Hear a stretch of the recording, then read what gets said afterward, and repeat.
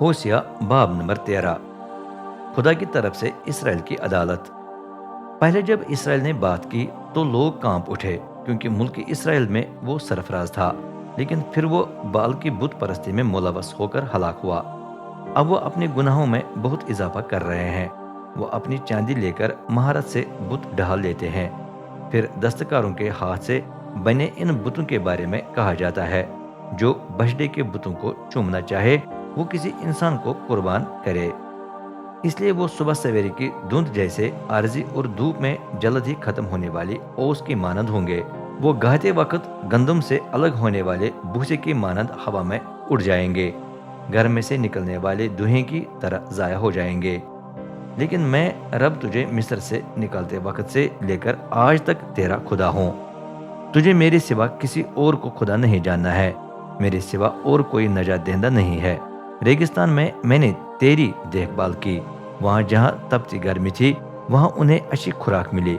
लेकिन जब वो जी भरकर खा सके और सैर हुए तो मगरूर होकर मुझे भूल गए। ये देखकर मैं उनके लिए शेर बबर बन गया हूँ। अब मैं चीते की तरह रास्ते के किनारे उनकी ताक में बैठूंगा। उस रीछनी की तरह जिसके बच्चों को छीन लिया गया हो, मैं उन पर झपटा मारकर उनकी अंतड़ियों को फाड़ निकालूंगा।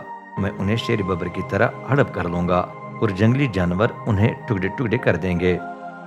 ए इसराइल, तू इसलिए तबाह हो गया है कि तू मेरे खिलाफ है। उसके खिलाफ जो तेरी मदद कर सकता है। अब तेरा बादशाह कहाँ है कि वो तेरे तमाम शहरों में आकर तुझे छुटकारा दे? अब तेरे रहनुमा किधर हैं जिनसे तूने कहा था मुझे बादशाह और रहनुमा दे दे? मैंने गुस्से में तुझे बादशाह दे दिया और गुस्से में उसे तुझसे छीन भी लिया। इसराइल का कसूर लपेट कर गोदाम में रखा गया है। उसके गुनाह हिसाब किताब के लिए महफूज रखे गए हैं। दर्द ज़े शुरू हो गया है, लेकिन वो नासमझ बच्चा है। वो माँ के पेट से निकलना नहीं चाहता। मैं फिदिया देकर उन्हें पाताल से क्यों रिहा करूं? मैं उन्हें मौत की गिरफ्त से क्यों छुड़ाऊं? ए मौत, तेरे कांटे कहाँ रहे? ए पाताल, तेरा ढंक कहाँ रहा?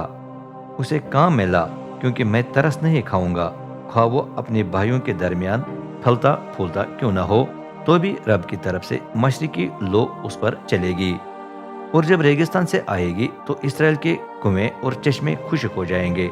हर खजाना, हर कीमती चीज लूट का माल बन जाएगी। सामरे के बाशिंदों को उनके कसूर की सजा भुगतनी पड़ेगी, क्योंकि वो अपने खुदा से सरकश हो गए हैं। दुश्मन उन्हें तलवार से मारकर उनके बच्चों को जमीन पर पटक देगा और उनकी हामिला औरतों के पेट चीर डालेगा।